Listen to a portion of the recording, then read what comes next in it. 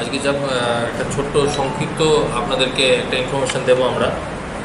আমরা কিছুক্ষণ আগে, ঘন্টা দেড়েক আগে, আমাদের এখানে যে আগরতলা গভর্নমেন্ট মেডিকেল কলেজে মাইক্রোবায়োলজি ডিপার্টমেন্টে কিছু স্যাম্পল টেস্ট হয়েছে। তো তার মধ্যে একটা স্যাম্পল কোভিড-19 যে ভাইরাসের, তার পজিটিভ এসছে। এবং যে পেশেন্টের পজিটিভ এসছে, এই পেশেন্ট ত্রিপুরারই বাসিন্দা, উদয়পুর গোমতী জেলার বাসিন্দা। উনি গতকাল আমাদের এজিএমসি হাসপাতালে ভর্তি হন অ্যাকিউট রেসপিরেটরি ইনফেকশন নিয়ে। তো ভর্তি হওয়ার পরে ওনাকে আলাদা করে রেখে ট্রিটমেন্ট করা হয়েছিল। এবং যেহেতু আমাদের যারা চিকিৎসকরা আছেন এখানে, সন্দেহ করার ফলে ওদের স্যাম্পল নিয়ে আজকে টেস্ট করানো হয়েছে। টেস্ট করানোর পর সেই টেস্টে তার পজিটিভ এসছে।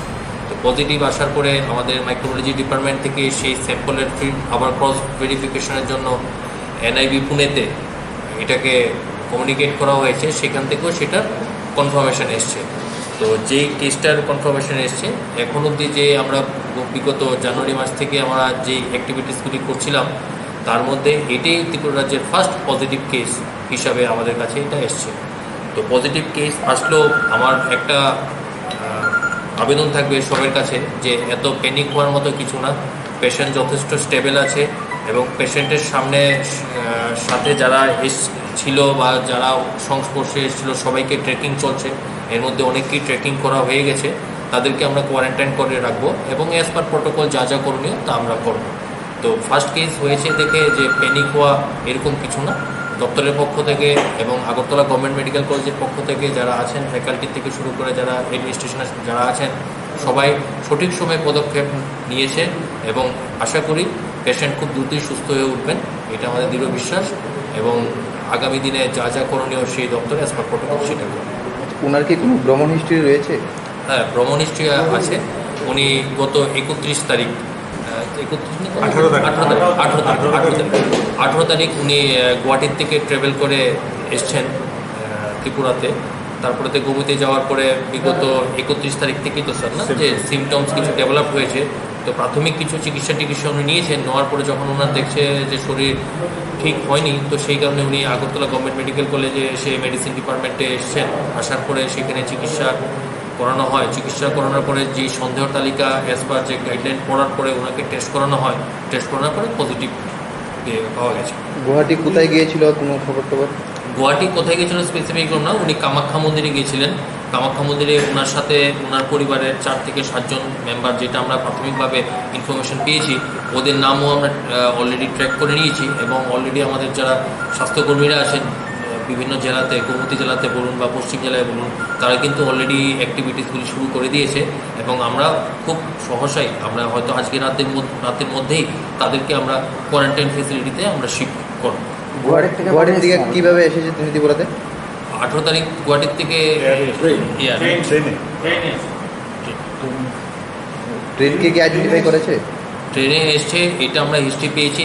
এখন ট্রেনে আসার পরে এখন আমাদের এটা ট্রেকিং চলছে যে কোন বগিতে ছিল, কজনের সাথে ছিল, সেই ট্রেকিংটা চলছে। কারণ আমরা জাস্ট কনফার্মেশন পেয়েছি 1 থেকে 1.5 ঘন্টা হয়েছে। ঠিক আছে, তো আমাদের যে চিফ সেক্রেটারি স্যারও এসেছিলেন, এসে পুরো প্ল্যানিংটা কী হবে, আমাদের যারা কলেজের যারা সিনিয়র ফ্যাকাল্টি আছেন বা অ্যাডমিনিস্ট্রেশন এমএসআররা আছেন, তাদের সাথে বসে পুরো বিস্তৃত আলোচনা হয়েছে। এবং যা যা করণীয় এজিএমসির থেকে সব কিছু করা হবে। তো ট্রেকিংয়ে কিছুটা তো সময় লাগবে, যে আমি এখন 1 ঘন্টা বা 1.5 ঘন্টায় আমি পুরো ট্রেকিং যে কয়জনের সাথে কন্ট্যাক্ট হয়েছে সেটা 100% বের করাটা একটু টাফ হয়ে যায়। তো এটা প্রসেস চলছে।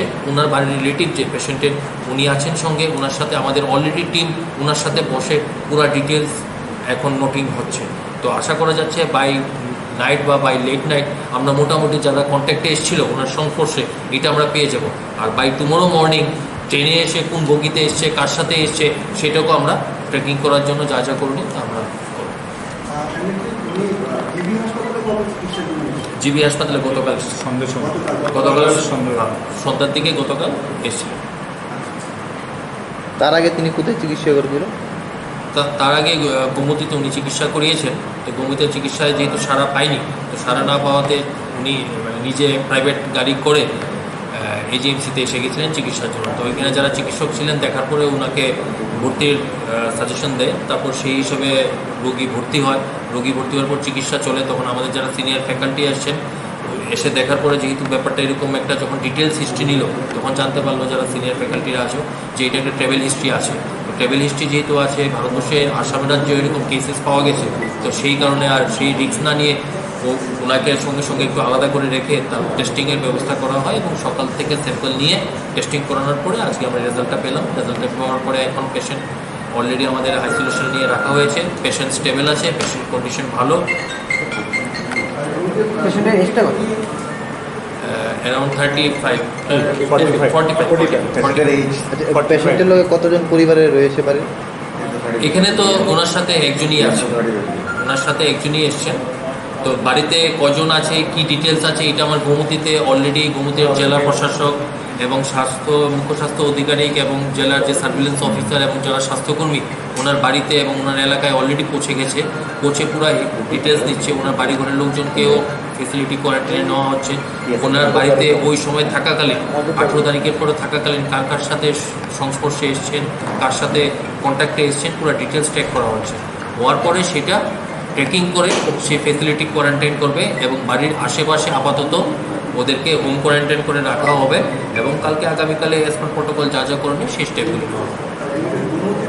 এখন অবধি যা ইনফরমেশন এসছে আমাদের কাছে যে প্রাইভেটই উনি চিকিৎসা করিয়েছেন। তবে আমাদের যে টিম, যে র্যাপিড রেসপন্স টিম, যে এরকম কিছু হলে পরে পুরো ডিটেলস আনে, যে কার বাড়িতে গেছিলো, কখন গেছিলো, কীভাবে গেছিলো, পুরো ডিটেলস ট্রেকিংটা, যে এই ট্রেকিংটা অলরেডি আন্ডার প্রসেস আছে। তো যেহেতু বিভিন্ন মিডিয়াতে আমাদের বন্ধুরা যারা আছেন বিভিন্ন স্থান থেকে ফোন এসছেন, এরপরে মেসেজ আসছে যে এরকম একটা ইনফরমেশন পাওয়া গেছে, তো অ্যাজ পার প্রোটোকল আমাদের প্রেস ব্রিফিংটাও দরকার। কারণ কেন, তাহলে মানুষের মধ্যে একটা অযথা প্যানিক সৃষ্টি হয়ে যাবে। তো পেশেন্ট যেহেতু স্টেবল আছে, সঠিক সময়ে পদক্ষেপ নেওয়া হয়েছে, তো এই জন্য প্যানিক হবেন না, চিকিৎসা চলবে এবং আমাদের স্বাস্থ্য দপ্তর থেকে এবং প্রশাসন থেকে যা যা ব্যবস্থা করার তা অলরেডি করা হয়েছে এবং করার প্রস্তুতিও রাখা হয়েছে।